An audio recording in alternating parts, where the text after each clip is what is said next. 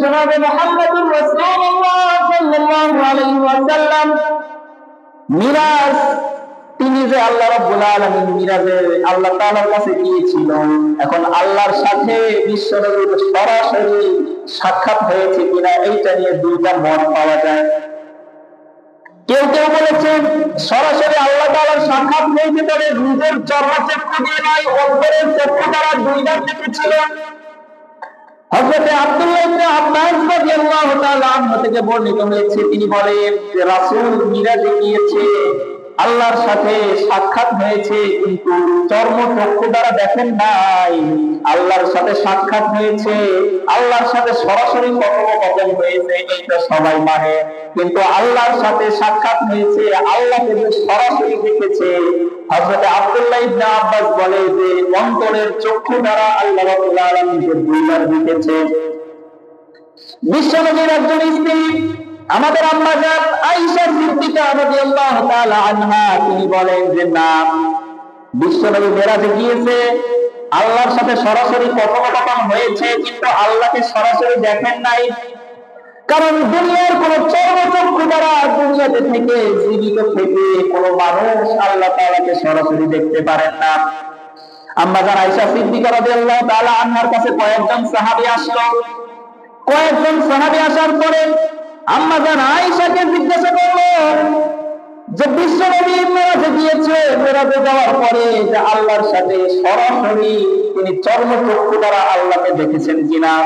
আম্মা জান আয়েশা সিদ্দিকা রাদিয়াল্লাহু তাআলা আনহা বলেন, যখন সাহাবীরা আমাকে এই প্রশ্নটা করলো, আমার শরীরের রোমগুলো কেমন যেন দাঁড়িয়ে গেল। আম্মা জান আয়েশা বলতেছে, কেমন করে তোমরা এই কথা বলতে পারো? আমি বিশ্বনবীকে নিজে সরাসরি জিজ্ঞাসা করেছিলাম। কারণ আপনাদের কাছে আমার একটা প্রশ্ন, যেই মানুষ ঘরের ভিতরে থাকে আপনার সাথে, আপনার স্ত্রী সবসময় আপনার সাথে থাকে, এখন আপনার সম্পর্কে আপনার স্ত্রী ভালো জানবে নাকি বাহিরের মানুষ ভালো জানবে? আপনার স্ত্রী আপনার সম্পর্কে ভালো জানবে। আম্মা জান আয়েশা সিদ্দিকা রাদিয়াল্লাহু তাআলা আনহা বলতেছে যে আমি বিশ্বনবীকে নিজে জিজ্ঞাসা করেছিলাম যে আপনি মেরাজে গিয়েছিলেন, আল্লাহকে আপনি সরাসরি দেখেছেন কিনা। বিশ্বনবী বলেছেন, না, আমি সরাসরি আল্লাহকে দেখি নাই, কিন্তু সরাসরি কথা বলেছি। আম্মা জান আয়েশা সিদ্দিকা রাদিয়াল্লাহু তাআলা আনহা বলেন, তিনটি বিষয়, কোন মানুষ যদি তিনটি বিষয় বলে তাহলে ওই মানুষটা মিথ্যা কথা বলে। তার ভিতরে এক নম্বর হলো, কোন মানুষ যদি এইটা বলে যে রাসূল মেরাজে গিয়েছে, সরাসরি আল্লাহকে নিজের চক্ষু দিয়ে দেখেছে, তাহলে ওই মানুষটা মিথ্যা কথা বললো। আর দুই নম্বর হলো, কোন মানুষ যদি এইটা বলে যে আল্লাহর কাছ থেকে ওহী এসেছে, এমন কোন ওহী এসেছে যে ওহীটা রাসূল নিজের কাছে রেখে দিয়েছে, তার উম্মতের মাঝে এই ওহীটা বলে নাই, আল্লাহ তাকে বলেছে কিন্তু ওইটা গোপন করেছে, সে তার সাহাবীদেরকে বলে নাই, যদি কোনো মানুষ এই কথা বলে তাহলে ওই মানুষটা মিথ্যা কথা বলল। আম্মা জান আয়েশা সিদ্দিকা রাদিয়াল্লাহু তাআলা আনহা 3 নম্বরে বলেন, সূরাতুল লুকমানের 34 নম্বর আয়াত তেলাওয়াত করে বলেন যে আয়াতের ভিতরে আল্লাহ 5টা বিষয়ের কথা বলেছে, যদি কোনো মানুষ এই আয়াতের 5টা বিষয় সম্পর্কে কোনো কথা বলে তাহলে ওই মানুষটা মিথ্যা কথা বলবে। আল্লাহ রাব্বুল আলামিন সূরাতুল লুকমানের 34 নম্বর আয়াতের ভিতরে রাব্বুল আলামিন বলেন, ইন্নাল্লাহা ইনদাহু ইলমুস সাআ ওয়া ইউনাজ্জিলুল গায়ব ওয়া ইয়ালামু মা ফিল আরহাম ওয়া মা তাদরি নাফসুম মাযা তাকসিবু গাদা ওয়া মা তাদরি নাফসুম বিআইয়ি আরদিন তামুত ইন্নাল্লাহা আলীমুন খাবীর। আল্লাহ রাব্বুল আলামিন আয়াতের ভিতরে 5টা বিষয় সম্পর্কে জ্ঞানের কথা বলেছেন। আম্মা জান আয়েশা সিদ্দিকা রাদিয়াল্লাহু তাআলা আনহা বলেন যে যদি কোনো মানুষ এই 5টা বিষয় সম্পর্কে কোনো কথা বলে তাহলে বুঝতে হবে ওই মানুষটা মিথ্যা কথা বলেছে। তার ভিতরে 1 নম্বর হলো, ইন্নাল্লাহা ইনদাহু ইলমুস সাআ, ইন্নাল্লাহা ইনদাহু ইলমুস সাআ, গায়েবের জ্ঞান, অদৃশ্যের জ্ঞান আল্লাহ ছাড়া অন্য কেউ জানে। যদি কোনো মানুষ এমনটাও বলে যে অদৃশ্যের জ্ঞান নবী মুহাম্মদ সাল্লাল্লাহু আলাইহি ওয়াসাল্লামের আছে, যদি কোনো মানুষ এইটা মনে করে যে অদৃশ্যের সম্পর্কে জ্ঞান মুহাম্মদ জানে, তাহলে এই মানুষটা মিথ্যা কথা বলেছে। কারণ দুনিয়ার ভিতরে, দুনিয়ার বাহিরে অদৃশ্য সম্পর্কে কি জ্ঞান রয়েছে, অদৃশ্যের ভিতরে কি আছে, এইটাই একমাত্র আল্লাহ ছাড়া দুনিয়ার কোনো মানুষ কিন্তু কখনোই জানতে পারবে না। আর যতটুকু আল্লাহ রাব্বুল আলামিন তার নবী রাসূলকে জানাবে, ততটুকুই একমাত্র ওই নবী রাসূলরা জানতে পারবে। এজন্য আম্মা জান আয়েশা বলেন, এক নম্বরে হলো আল্লাহ বলে দিয়েছে, যদি কোনো মানুষ এমন বলে যে আল্লাহর রাসূলরা অদৃশ্য সম্পর্কে জ্ঞান রাখে, তাহলে ওই মানুষকে মিথ্যা কথা বলেছে। দুই নাম্বার হলো, যদি কোনো মানুষ এমন বলে যে আসমান থেকে কখন বৃষ্টি নাজিল হবে, এর জ্ঞানটাও কোনো নবী রাসূলের আছে। যদি কোনো মানুষ এই ধরনের কথা বলে, তাহলে বুঝতে হবে ওই মানুষটা মিথ্যা কথা বলেছে। আর তিন নাম্বার হলো, যদি কোনো মানুষ এমন বলে যে কোনো গর্ভবতী মায়ের পেটের ভিতরে, রেহেমের ভিতরে কি আছে, এই সম্পর্কে জ্ঞান নবী রাসূলের কাছে আছে। যদি কোনো মানুষ এইরকম বলে, তাহলে মিথ্যা কথা বলেছে, কারণ মায়ের পেটের ভিতরে, রেহেমের ভিতরে কি আছে, এটা আল্লাহ ছাড়া তো কেউ জানেন না। চার নাম্বার হলো, আল্লাহ রাব্বুল আলামিন কোরআনুল কারীমের ভিতরে এই 4 নাম্বার জায়গায় বলে দিয়েছে যে একজন মানুষ আগামী কাল কি উপার্জন করবে, এইটা একমাত্র আল্লাহ ছাড়া কেউ কখনো বলতে পারবে না। পারবে না কি ভাই? আপনি আগামীকাল কি খাবেন, কি উপার্জন করবেন, এটা আল্লাহ ছাড়া অন্য কেউ বলতে পারবে?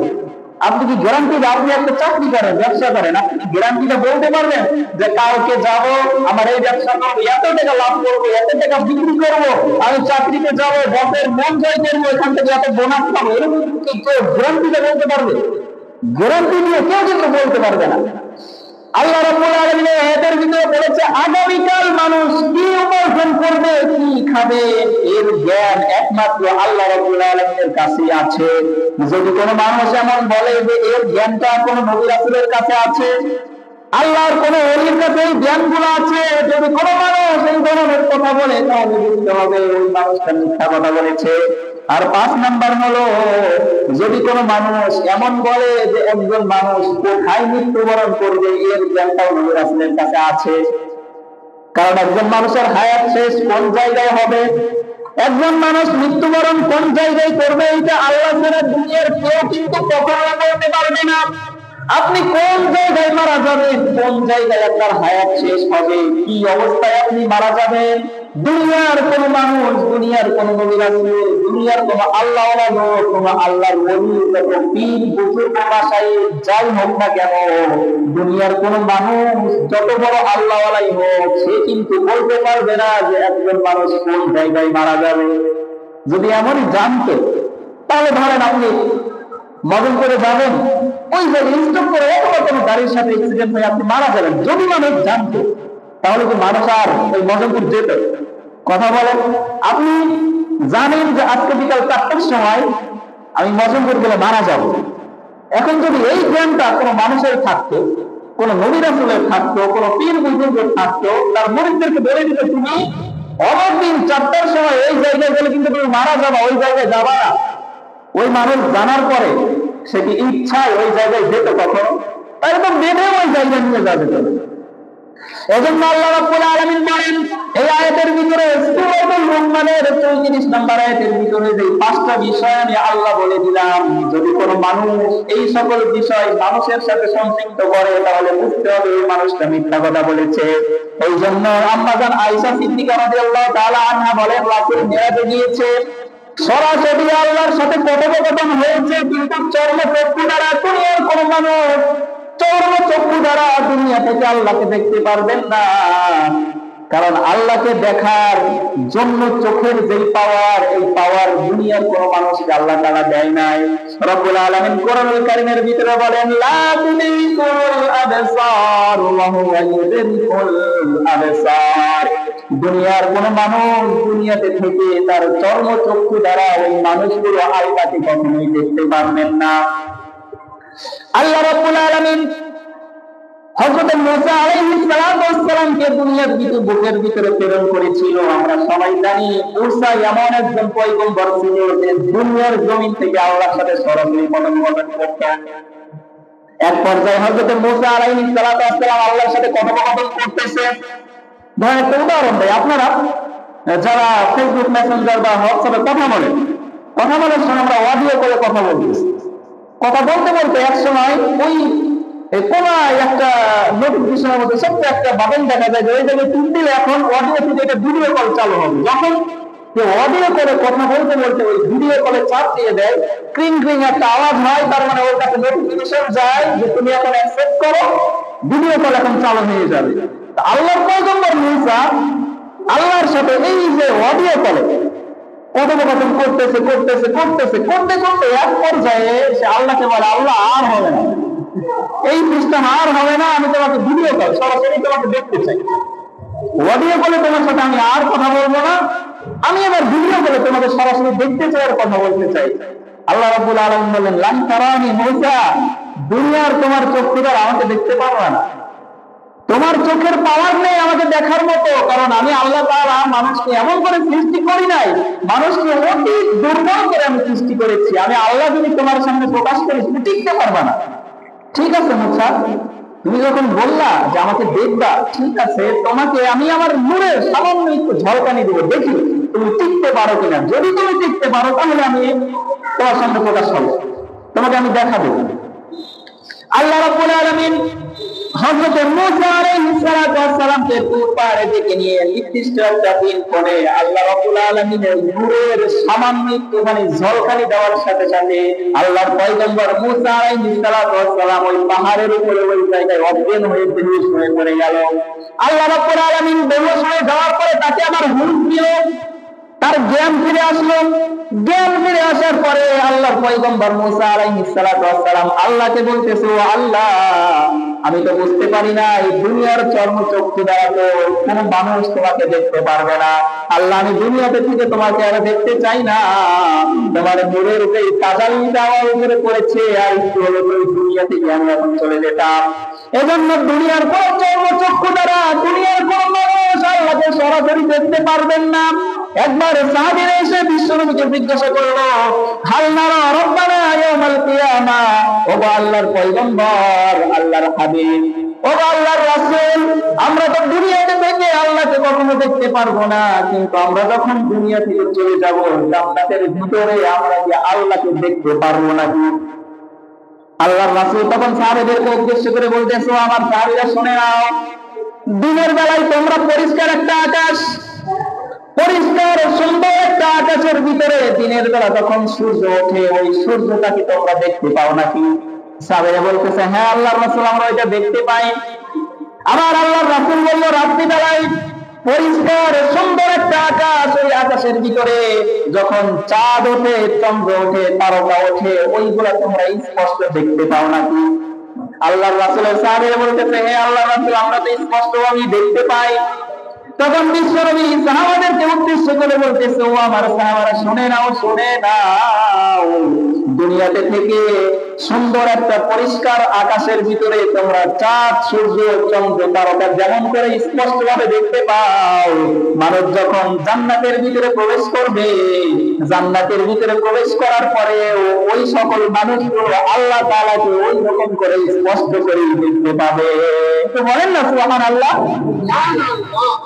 আল্লাহ রাব্বুল আলামিন জান্নাতের ভিতরে যখন মানুষগুলো প্রবেশ করবে, দুনিয়াতে থেকে আপনি আকাশের ভিতরে সূর্যটাকে যত স্পষ্ট করে দেখতে পান, মানুষগুলা জান্নাতের ভিতরে যখন দলে দলে প্রবেশ করবে, মানুষগুলা দলে দলে প্রবেশ করার পরে ওই সকল মানুষগুলো স্পষ্ট ভাবে আল্লাহ রাব্বুল আলামিনকে দুনিয়াতে সূর্য যেমন স্পষ্ট ভাবে দেখতো, আল্লাহ তাআলাকে ওই রকম স্পষ্ট ভাবে দেখতে পাবে।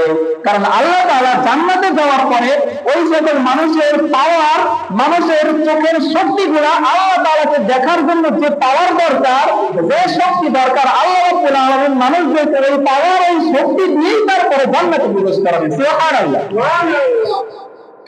এই জন্য আম্মা জান আয়েশা সিদ্দিকা রাদিয়াল্লাহু তাআলা আনহা বলতেছে যে দুনিয়াতে থেকে কোনো মানুষ আল্লাহ তাআলাকে দেখতে পারবে না। রাসূল মেরাজে গিয়ে তো আল্লাহকে দেখে নাই, কিন্তু আল্লাহর সাথে সরাসরি কথোপকথন করেছে।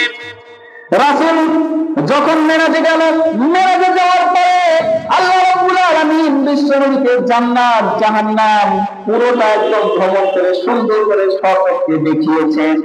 হযরত জিবরাইল আমিনের সাথে বিশ্বনবী প্রথমে জাহান্নামটা ভ্রমণ করলেন, জাহান্নামের ভিতরে মানুষ কেমন পরিস্থিতির ভিতরে আছে, কোন কারণে, কি কাজের কারণে মানুষ কি পরিমাণ শাস্তি পেতে পারে, ওই শাস্তির কিছু নমুনা আল্লাহ রাব্বুল আলামিন বিশ্বনবীকে জাহান্নামের ভিতরে দেখালো। বিশ্বনবী বলতেছে, আমি একটা দলের পাশ দিয়ে হেঁটে যাচ্ছি জাহান্নামের ভিতরে, আমি দেখতে পেলাম কিছু লোকের সামনে সুন্দর একটা বিশাল একটা পাত্রের ভিতরে কিছু গোশত রান্না করে রাখা হয়েছে। আবার পাশেই দেখলাম আরেকটা পাত্রের ভিতরে দুর্গন্ধযুক্ত, পচা ময়লাযুক্ত কিছু গন্ধ গোশত আবার রান্না করে রাখা হয়েছে। একটি পাত্রের ভিতরে ভালো সুন্দর গোশত, আরেকটি পাত্রের ভিতরে ভালো সবচেয়ে পচা নোংরা ময়লাযুক্ত গোশত এবং কাঁচা কাঁচা গোশতগুলো সুন্দর করে রেখে দেওয়া হয়েছে। আমি দেখতে পেলাম ওই দলের লোকের গুলা, ওই দলের ভিতরে যেই সকল লোকগুলা ছিল, ওই সকল লোকগুলা ভালো বস্তুগুলো ভক্ষণ না করে ওই খারাপ পচা গলা দুর্গন্ধযুক্ত বস্তুগুলো নিয়ে ভক্ষণ করতেছে। আমি জিবরাইল আমিনকে জিজ্ঞাসা করলাম, জিবরাইল আমিন ভাই, এই যে জাহান্নামের ভিতরে মানুষগুলো দেখতেছি, এই মানুষগুলো পচা গলা গন্ধে যুক্ত বস্তুগুলো কেন ভক্ষণ করে? তাদের সামনে তো সুন্দর, কত সুন্দর ভালো ভালো বস্তু রান্না করে রাখা হয়েছে, এরা কেন এই দুনিয়ার এই জাহান্নামের ভিতরে কেন এই পচা গলা বস্তুগুলো ভক্ষণ করতেছে ভালো বস্তুগুলো রেখে? এরা কারা? হযরত জিবরাইল আমিন বিশ্বনবীকে উদ্দেশ্য করে বলতেছে, ওগো আল্লাহর পয়গম্বর, এই যে মানুষগুলাকে আপনি দেখতেছেন পচা গলা গোশতগুলো ভক্ষণ করতেছে ভালো বস্তুগুলো রেখে, এরা হলো আপনার উম্মতের ওই সকল লোকগুলা, যে সকল লোকগুলা দুনিয়াতে থেকে যাকাত ফরজ হয়েছে কিন্তু ওই সকল লোকগুলো যাকাত আদায় করতো না, তাদের সম্পত্তি থেকে যাকাত আদায় করতো না। আরেকটা হাদিসের ভিতরে বর্ণিত হয়েছে, বিশ্বনবী জাহান্নামের একটা দলের পাশ দিয়ে হেঁটে যাচ্ছিল আর দেখতেছে যে ওই কিছু সংখ্যক মানুষ জাহান্নামের আগুনের ভিতরে উত্তপ্ত ভাবে ঘুরতেছে। বিশাল আকৃতির একটা চুলা দেখতে পেল, চুলার মুখটা ছিল ছোট কিন্তু তার নিচের জায়গাটা বিশাল বড় প্রশস্ত ছিল, অনেক বিশাল বড় জায়গা ছিল। আল্লাহর রাসূল ওই জায়গা দিয়ে যখন হেঁটে যাচ্ছিল, দেখে ওই চুলার ভিতর থেকে হাউ হাউ করে বিশাল জোরে জোরে চিৎকারের আওয়াজ ওই চুলার ভিতর থেকে ভেসে আসছিল। আল্লাহর রাসূল তখন এবার জিবরাইল আমিনকে জিজ্ঞাসা করলো, ভাই জিবরাইল আমিন, ওই যে চুলার ভিতর থেকে বিকট আওয়াজে এত শব্দ হচ্ছে, নারী পুরুষের এত জোরে জোরে চিৎকারের আওয়াজ পাইতেছি, ওই জায়গায় কারাই ধরনের বিশাল শাস্তির সম্মুখীন হয়েছে, কি কারণে হয়েছে আমি তোমার কাছে জানতে চাই। জিবরাইল আমিন তখন বিশ্বনবীকে বলতেছে, আল্লাহর হাবিব, ওই যে চুলার ভিতরে যেই সকল নারী পুরুষগুলোকে জাহান্নামের উত্তপ্ত আগুনের ভিতরে চলতে দেখতেছেন, এরা আর কেউ নয়, এরা দুনিয়াতে থাকতে সব সময় জিনা ব্যভিচারের সাথে লিপ্ত থাকতো। এমনকি কিছু সংখ্যক মানুষ আপনার উম্মতের ভিতরে আছে যারা স্ত্রী থাকার পরেও, হালাল স্ত্রী ঘরের ভিতরে থাকার পরেও ওই সকল স্ত্রী গুলাকে রেখে বাহিরে পর নারীর সাথে তারা পরক্রিয়া করতো, খারাপ আচরণ করতো, ব্যভিচারে লিপ্ত হতো। ওই সকল উম্মত গুলাকে, নারী পুরুষ গুলাকে এই অগ্নি উত্তপ্ত চুলার ভিতরে পোড়ানো হচ্ছে। দেখবেন আমাদের সমাজের ভিতরে এমন কিছু মানুষ আছে যারা স্ত্রীর সাথে খারাপ আচরণ করে, কিন্তু বাহিরে যখন কোন নারীর সাথে দেখা হয় তাদের সাথে মিষ্টি মিষ্টি আকারে কথা বলে। এমন কিছু মানুষ আছে দেখবেন যে যারা, একটা উদাহরণ দেয়, আবার আপনাদের ভিতরে এমন কেউ হলে আবার মাইন্ড করবেন না, সেটা হলো যে এমন কিছু ব্যবসায়ী ধরেন একটা যে কাপড়ের বিজনেস করে, তার বড় বাজারে দোকান আছে আপনাদের কুষ্টিয়াতে, তো সে সকালবেলায় বাসা থেকে বের হয়েছে, তার স্ত্রী সুন্দর করে তাকে রান্না করে প্যাকেট করে খাবার দিয়ে দিয়েছে, সে দোকানে গিয়েছে। যাওয়ার পরে দুপুরের সময় তার স্ত্রী তাকে ফোন দিয়েছে, ওগো তোমাকে তো রান্না করে দিলাম, তুমি কি খাবার খেয়েছো? ওই সময় আপনি ফোন ধরে বলতে, আরে বাবা এত ব্যস্ত আছে কাজের ভিতরে, তুই এখন ফোন দিয়ে ডিস্টার্ব করিস, ফোন রাখ, কথা বলার সময় নাই। গেল 2 মিনিট পরে আপনার দোকানে 3 জন মেয়ে আসছে, আসার পরে আপনার দোকানে এসে জিজ্ঞাসা করতেছে যে ভাই আপনার দোকানে কি হিজাব আছে? আরে আরে আসেন আসেন আসেন, হ্যাঁ আছি তো, অনেক সুন্দর সুন্দর হিজাব আছে, আসেন দোকান ভিতরে আসেন। এই যে আপনি স্ত্রীর সাথে খারাপ আচরণ করলেন, আপনার স্ত্রী আপনাকে খোঁজ নেওয়ার জন্য ফোন দিল, আপনি তার উপরে রাগান্বিত হয়ে তার সাথে খারাপ আচরণ করে তার ফোনটা কেটে দিলেন। পরক্ষণে 2 মিনিট পরে 3টা নারী আসছে আপনার দোকানে কাপড় কেনার জন্য, আপনি তাদের সাথে মিষ্টি মিষ্টি ভাষায় কথা বলে সুন্দর করে দোকানের ভিতরে ডেকে নিলেন, তার মানে বুঝতে হবে আপনার ভিতরে ভেজাল আছে। এমন মানুষ কি আমাদের ভিতরে নাই ভাই? কথা কয় না, এমন মানুষ নাই? আপনাদের কুষ্টিয়াতেও না থাকতে পারে, আছে ভাই, সারা বাংলাদেশে অনেক জায়গায় আছে। তো এই যে আপনার হালাল স্ত্রী আপনাকে খোঁজ খবর নিচ্ছে, আপনার জন্য এত কষ্ট করে, আপনি আপনার স্ত্রীকে গুরুত্ব না দিয়ে আপনি বাইরের পর নারীদেরকে গুরুত্ব দেন, তার মানেই বুঝতে হবে আপনার ভিতরেই ভেজাল আছে। আর এই সকল মানুষদেরকে ওই জাহান্নামের আগুনের চুলার ভিতরে, উত্তপ্ত আগুনের ভিতরে পোড়ানো হবে। আল্লাহ রাসূল মেরাজে গিয়ে দেখে এসেছে। বিশ্বনবী আরেকটা হাদিসের ভিতরে ইরশাদ করতেছে, আমি জাহান্নামের ভিতরে আরেকটা তলের পাশ দিয়ে হেঁটে যাচ্ছিলাম, আর আমি দেখতেছিলাম কিছু সংখ্যক মানুষ তাদের হাতের নখগুলা বিশাল তামার আকৃতি করে অনেক বড় করে দেওয়া হয়েছে, তাদের হাতের নখগুলো তামা দিয়ে লাগিয়ে অনেক বড় করে দেওয়া হয়েছে।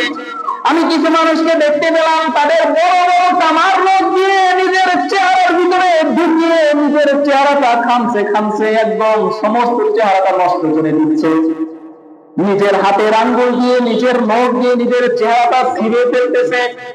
এমন কিছু মানুষকে আমি দেখতে পেলাম। জিবরাইল আমিনকে জিজ্ঞাসা করলাম, ও ভাই জিবরাইল, আমি ওই যে কিছু সংখ্যক মানুষকে দেখতে পেলাম জাহান্নামের ভিতরে নিজেদের নখ দিয়ে নিজেদের চেহারাটাকে নষ্ট করতেছে, নিজের চেহারাটাকে একদম ছিঁড়ে ছিঁড়ে ফেলতেছে, এই মানুষগুলো কারা? জিবরাইল আমিন বিশ্বনবীকে বলতেছে, ও আল্লাহর হাবিব, দুনিয়াতে থাকতে আপনার উম্মতের ভিতরে যেই মানুষগুলা অন্যের চগলখড়ি করত, অন্যের কথা আরেকজনের কাছে লাগাতো, যেই সকল মানুষগুলো এমন করবে জাহান্নামের ভিতরে ওই সকল মানুষগুলার হাতের নখ এত বড় করে দেওয়া হবে, তামার নখ করে দেওয়া হবে, পিতলের নখ করে দেওয়া হবে, নিজের নখ দিয়ে নিজের শরীরের চামড়া নিজের মুখগুলা ক্ষত বিক্ষত করে নিজের মুখের চামড়াগুলো টেনে টেনে ওই মানুষগুলাই ছিঁড়ে ফেলবে। এখন আমাদের সমাজের চিত্রটা দেখেন, আমরা যখন একসাথে 4-5 জন 7 জন মানুষ একত্রিত হয়ে যাই, বিশেষ করে বাংলা, আমি তো বলি যে বাংলাদেশের পার্লামেন্ট যেটা আছে ওইটা বাদে যদি বাংলাদেশের দ্বিতীয় পার্লামেন্ট কোথাও ঘোষণা করা হতো, এটা হতো প্রত্যেকটা গ্রামের প্রত্যেকটা এলাকার এক একটা শাসকার এক একটা পার্লামেন্ট হয়ে যেত, ঠিক কিনা? মানুষ যখন শাসকালে বসে, ওই শাসকালের যিনি মালিক থাকে, দোকানদার থাকে, উনি থাকেন হচ্ছে স্পিকার, আর শাসকালে যারা চা খেতে যায় সবাই মন্ত্রীর ভূমিকা পালন করে, চায়ে চুমুক দেয়, আর কোথায় কার সাথে কি হয়েছে, এলাকায় কে কি করেছে, এর কথা ওর কাছে, এর কথা ওর কাছে, চারিদিকের কথা একত্রিত করে তারা একে করে বিরোধ সবসময় করতেই থাকে। আপনি একটু খেয়াল করে দেখবেন যে চাষতলের ভিতরে বসলে আপনি এলাকায় কোথায় কি হয়েছে, কে কার সাথে কি ক্ষতি করেছে, কে কি বলেছে, কে কি করেছে, কে কোথায় কি বলেছে, সেই সকল বিষয়গুলো চাষতলের ভিতরে সবাই একত্রিত হয়ে ওই জায়গায় চগল করে বিরোধ করতে থাকে। বিশ্বনবী হাদিসের ভিতরে এসব করে।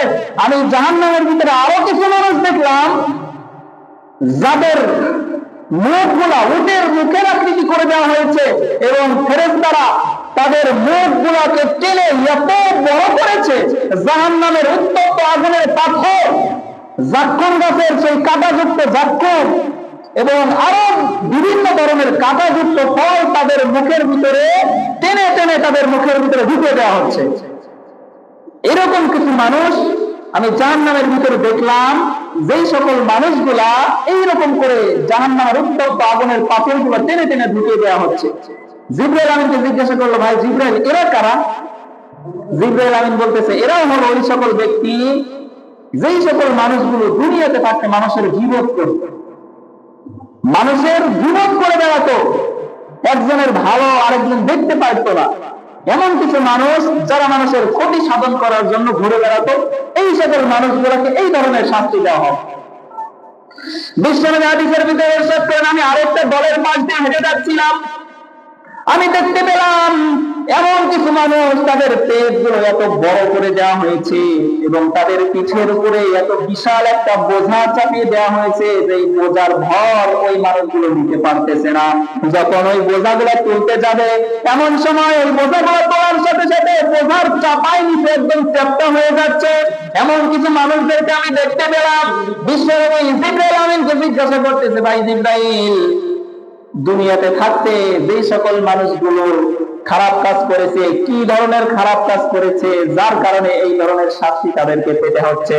জিবরাইল আমিন বিশ্বনবীকে বলতেছে, দুনিয়াতে থাকতে আপনার উম্মতের ভিতরে এমন কিছু মানুষ ছিল যারা অন্যের সম্পদগুলা অন্যায়ভাবে ভক্ষণ করে নিত, অন্যের সম্পদগুলো গ্রাস করে নিত। আজকে হাসরের ময়দানে জাহান্নামের ভিতরে এই সকল মানুষগুলোকে প্রবেশ করে দেওয়া হয়েছে, আর ওই সকল মানুষগুলো অন্যায়ভাবে সম্পদ ভক্ষণ করার কারণে আজকে তাদেরকে এই যন্ত্রণাদায়ক শাস্তি তাদেরকে দেওয়া হচ্ছে। যে সকল মানুষগুলো আমানতের খেয়ানত করে, বিশেষ করে আমাদের দেশের নির্বাচনের সময় দেখা যায় কত নেতা, এমপি, মন্ত্রী, চেয়ারম্যান, মেম্বার তারা বলে এইটা করবো, ওইটা করবো, এইটা করবো। যখন আমরা তাদেরকে ভোট দিয়ে নিযুক্ত করে দেই, তারা নির্বাচনের আগে আমাদের কাছে যে সকল ওয়াদা করেছিল, ওয়াদা করার পরে আমরা তাদেরকে নির্বাচনে জয়ী করেছি। জয়ী করার পরে এখন তার সমস্ত এলাকা তার কাছে আমানত, সরকার থেকে যে বাজেট আছে ওইটা তার কাছে আমানত। যখন ওই কাজের জন্য একটা বাজেট দিয়ে দেয়, আর ওই নেতা, এমপি, মন্ত্রী, চেয়ারম্যান, মেম্বার যদি ওই সকল কাজগুলো না করে, হাসরের ময়দানে জাহান্নামের ভিতরে ওই সকল মানুষগুলাকে এই সকল জিনিসগুলো বোঝা আকৃতি করে তার পিঠের উপরে চাপিয়ে দেওয়া হবে। হাসরের ময়দানে যাদেরকে ক্ষমতা দেওয়া হয়েছে, আমানত দেওয়া হয়েছে, আপনি ওইটা যদি সুষমভাবে বন্টন না করেন, আর আমাদের দেশের দিকে তাকালে দেখা যায় গত 15 বছর ছিল যারা ছিল একদম মানুষকে চুষে শেষ করে দিয়েছে, পুরো বাংলাদেশটাকে একদম চুষে খেয়ে শেষ করে দিয়েছে। এই ধরনের মানুষ যদি ভবিষ্যতে আসে, আল্লাহর রাসূল এখানে বলে দিয়েছে যে যদি কেউ এরকম করে, এমপি, মন্ত্রী, চেয়ারম্যান, মেম্বার যার কাছে যতটুকু সম্পদ থাকবে, আমানত থাকবে, জনগণ তাদের কাছে আমানত, তার এলাকা তার কাছে আমানত, যদি এই আমানতের খেয়ানত করে হাসরের ময়দানে তাদেরকে এই শাস্তির সম্মুখীন হতে হবে। এইটা গেল জাহান্নামের ভিতরে। আরো অনেক শাস্তির কথা আছে, বিস্তারিত আসলে বলা সম্ভব হচ্ছে না। এবার জান্নাতের ভিতরে আল্লাহ রাসূল সাল্লাল্লাহু আলাইহি সাল্লাম কি কি ঘটনা দেখলাম, একটা ঘটনা বলে শেষ করে দেব যেহেতু সময় একটু সংক্ষেপ। জান্নাতের ভিতরেও আল্লাহ রাসূল সাল্লাল্লাহু আলাইহি সাল্লাম অসংখ্য অগণিত নিয়ামত দেখলো, যে বান্দা কি করলে কি নিয়ামত পাবে, কি কাজ করলে কি নিয়ামত পাবে। অনেক অনেক নিয়ামতের দর্শন আল্লাহ রাসূল জান্নাতের ভিতরে দেখেছেন। তার ভিতরে একটি ঘটনা হলো, আল্লাহ রাসূল সাল্লাল্লাহু আলাইহি ওয়াসাল্লাম জান্নাতের এক পাশ দিয়ে হেঁটে যাচ্ছিল। হেঁটে যাওয়ার সময় বিশ্বনবীর নাকের ভিতরে সুন্দর একটা ঘ্রাণ চলে আসলো। এত সুন্দর ঘ্রাণ, যে ঘ্রাণের কারণে বিশ্বনবী একদম মুগ্ধ হয়ে গেল। আল্লাহ রাসূল এবার জিবরাইল আমিনকে জিজ্ঞাসা করতেছে, ভাই জিবরাইল, আমি জান্নাতের পাশ দিয়ে হেঁটে যাচ্ছি, এই যে এত সুন্দর সুঘ্রাণ আসছে, এই ঘ্রাণটা কার জান্নাতের ভিতর থেকে আসতেছে আমি জানতে চাই। জিবরাইল আমিন তখন বলতেছে, ওগো আল্লাহর হাবিব বিশ্বনবী জনাবে মুহাম্মদুর রাসূলুল্লাহ সাল্লাল্লাহু আলাইহি ওয়াসাল্লাম, যে জান্নাতের ভিতর থেকে সুন্দর একটা সুঘ্রাণ আসতেছে, এইটা আর কোন নারীর জান্নাত নয়, এইটা হলো ফেরাউনের কন্যার যেই দাসী ছিল, এই দাসীর জন্য এই জান্নাতটা বরাদ্দ করা হয়েছে। এবার বিশ্বনবী জিবরাইলকে জিজ্ঞাসা করলো,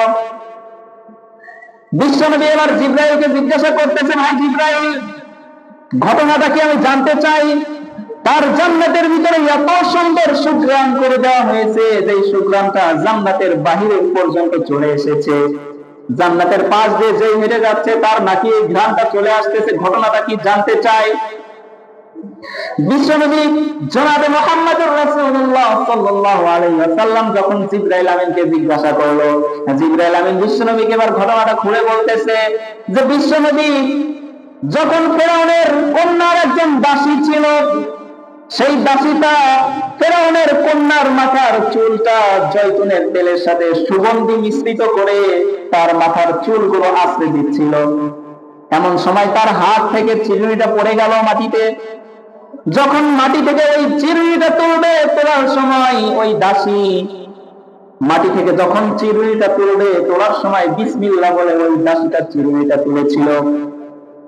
এই কথা যখন ফেরাউনের কন্যা শুনলো যে বিসমিল্লাহ বলে তুলেছে, ফেরাউনের কন্যা এবার দাসীকে জিজ্ঞাসা করতে, কি ব্যাপার, তোমার হাত থেকে চিরুনিটা মাটিতে পড়ে গেল, পড়ে যাওয়ার পরে তুমি যেন কি যেন বলে তোমার চিরুনিটা মাটি থেকে তুললাম, কি যেন বলে চিরুনিটা তুললা, তুমি একটু বলো, তোমার কাছ থেকে শুনতে চাই। এবার ওই দাসী বলতেছে যে আমি যখন মাটি থেকে চিরুনিটা তুললাম, আমি আমার রব আল্লাহর নাম নিয়ে এই চিরুনিটা এই জায়গা থেকে তুলে নিলাম। এবার ফেরাউনের কন্যা বলতেছে, কি ব্যাপার, আমি তো জানি এই মিশরের ভিতরে আমার বাপ খোদা, আমার বাপ খোদা ছাড়া তো আর দ্বিতীয় কোনো খোদা হতে পারে না, তুমি আবার কোন খোদার নাম নিয়ে তোমার চিরুনিটা তুললা?